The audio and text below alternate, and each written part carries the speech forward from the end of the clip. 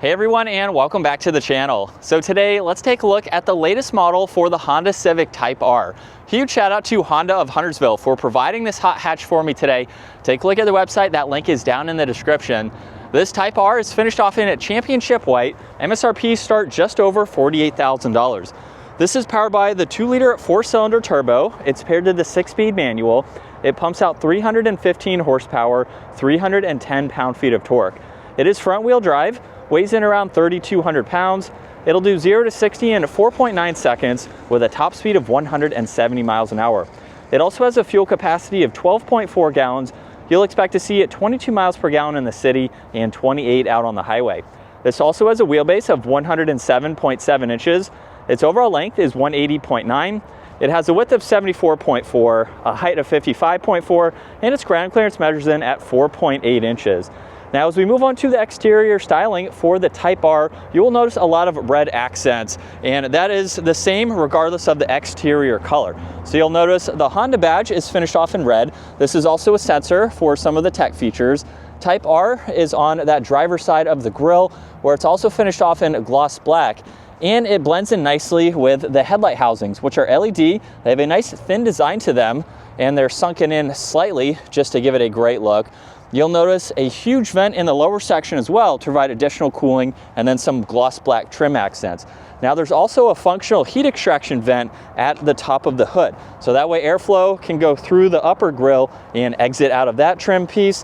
And there's some nice lines that come down the side just to give it a cool look. Now this also has a set of matte black wheels along with the Brembo brakes. There are 4 pistons up front. This also has adaptive dampeners as well.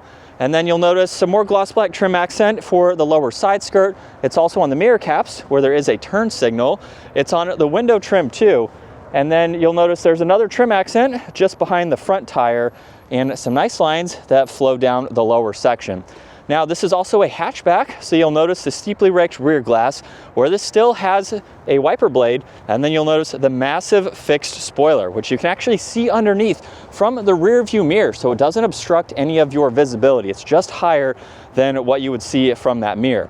This also has LEDs for all the lighting. There's a backup camera, and then this has the unique 3-exit center exhaust tip along with the fins on both sides for that lower diffuser.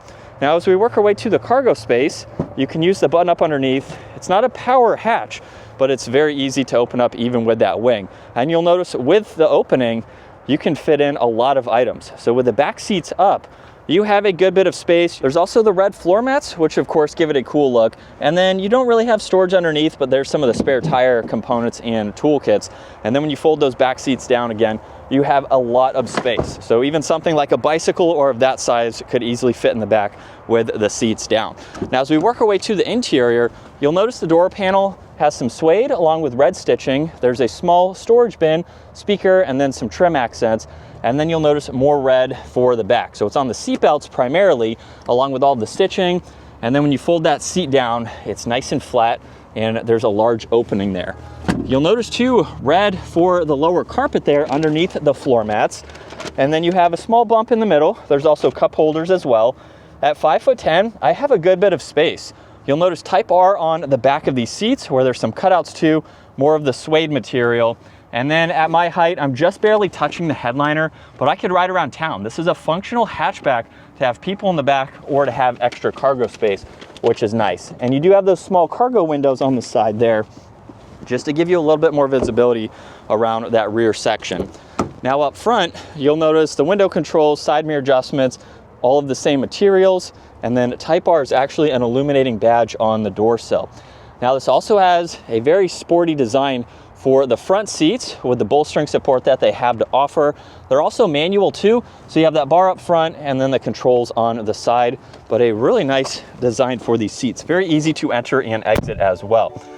Now this also has Alcantara for the steering wheel. There's all of the red stitching, but let's start this up. So with my foot on the brake and the clutch, we can bring this to life.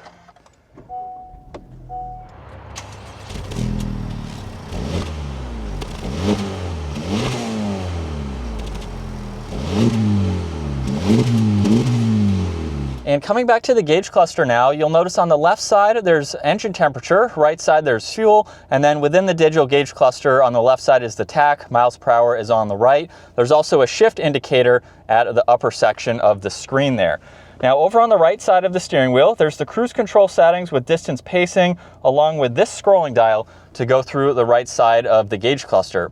So you can monitor all of this performance and some of these daily driving stats, just depending on what you would like to see. And you can also customize the display as well. So you can go to your gauge design and you can decide how you want to view all of this information. So it just gives you a few different ways depending on what suits you best. You also have adaptive cruise that you can show with one of those settings as well, and then you can go back to the normal setting that we were just on. Now on the left side, there's tuning along with volume, Bluetooth commands, and then you can also go through the left side of the screen. So now you have all of your audio adjustments, depending on what you'd like to get into. You can also customize this display as well. So you can show what you would like or hide anything away, and you'll also notice what gear the vehicle is in on that left side. Now, there's also traction control along with your road departure mitigation. So you have some safety features that you can turn on and off. There's a dimmer switch for the gauges, one air vent. This also features Bose for the audio. And then with the infotainment system, you have a little bit that you can go through. So on the home screen, there's all the icons up top, and this is a touchscreen system. So you can easily go through all of these and get into this information as needed. There's also Honda Log R, so you can go through some of this performance information. Depending on the driving that you are doing, you can monitor all of this, which is really neat to see. And you have some more settings within that for the lower section. And then on this left side, there's not only home, but there's back, there's audio and tuning, and then there's also shortcuts in the lower section. So you can quickly get to all of this information depending on what you would like to see. So it's pretty simple, but it has everything that you need. You'll notice too, the air vent trim piece actually goes all the way to the passenger side where there's the Type R badge.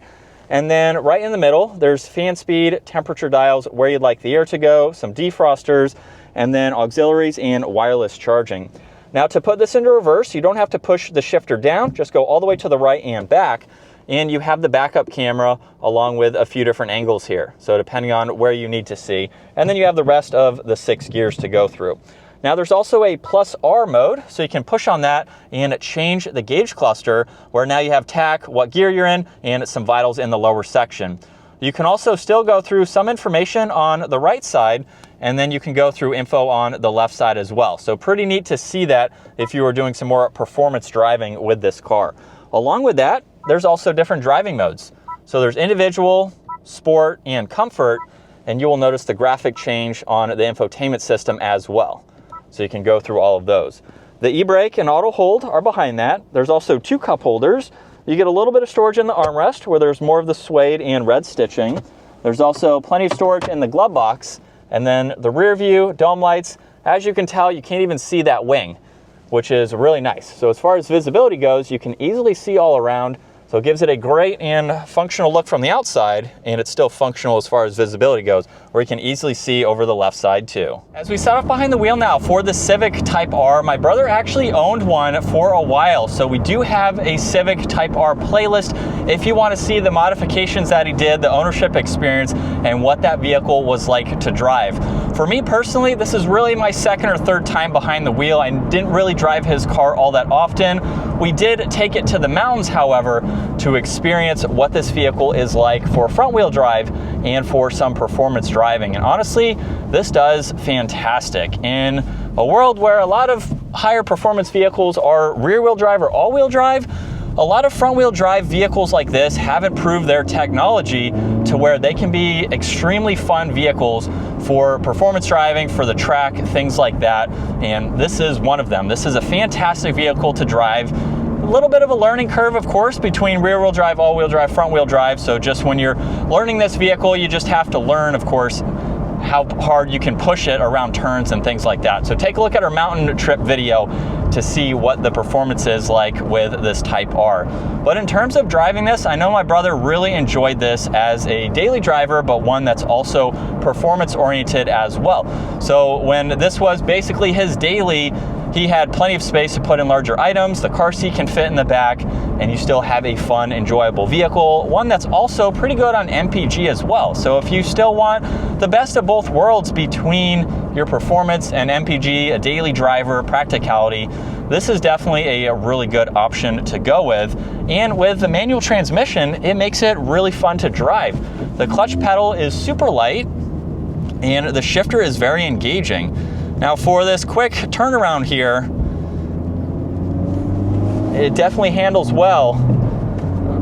But again, take a look at our mountain drive video. So let's put it into the plus R setting now, where we do get a different gauge cluster there, and it gets slightly louder. Hopefully you could tell in the revs from earlier. So we'll go down to second gear, and just with a minor acceleration, it's a quick car. It's definitely a lot of fun to drive. It's very quiet too. For a Honda Civic, it's a nice drive. These seats are very comfortable as well. I like the bolster support that they have to offer. And at 5'10", I currently have maybe 3 inches or so of headroom. So definitely plenty of space to throw on a helmet if you need to do that. And it is height adjustable, so it can go down a little bit lower than where I'm at right now. But I could see this being a fun vehicle if you want something performance oriented and is not all that expensive, especially when you compare it to other performance four-door vehicles that are available. And from second gear, here we go.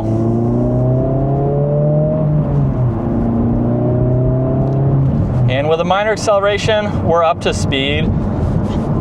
If you are also looking for your first manual vehicle, this is a perfect option to go with because of how lightweight the clutch is and how easy it is to use the shifter here. You also have some tech features like auto rev matching, which seems to be turned on right now. I'm not exactly sure if that is something to turn off or not. My brother would know that. You can take a look at some of those videos with it, but there's tech features like that. So again, if you're looking for your first manual, this is a great place to start with, and a car that you can learn. It's not something that you just get in and you're a master of. Even with a model like this, there's things to learn with driving a vehicle, especially with 3 pedals, the handling, the driving characteristics, and it's not too much power to where it would be intimidating to drive. So you can learn how to do some performance driving and feel confident in a vehicle like this, where you know the tail's not going to get out from you. You know, there's not 1,000 horsepower. It's a vehicle that you can slowly build your way up and learn how to drive if you are looking for performance driving like that and you want a vehicle with 3 pedals. So I think it's a really cool option. And it's a Honda. It's going to be a very reliable vehicle. This is something that you can own for a long time, and it's going to be relatively easy to maintain, to keep on the road, and you have a vehicle that you can just drive like normal for daily driving and then have some fun on the back roads. So we'll do one more turnaround here. I know it's not any performance driving today, but again, you can take a look at the mountain videos where this is definitely a blast of a vehicle to drive. But that is going to wrap it up for the Honda Civic Type R. Once again, huge shout out to Honda of Huntersville for providing this for me today. Take a look at their website, give this video a huge thumbs up if you enjoyed it, and consider smashing that subscribe button so you can stay up to date with our daily uploads. I will see you all in the next video.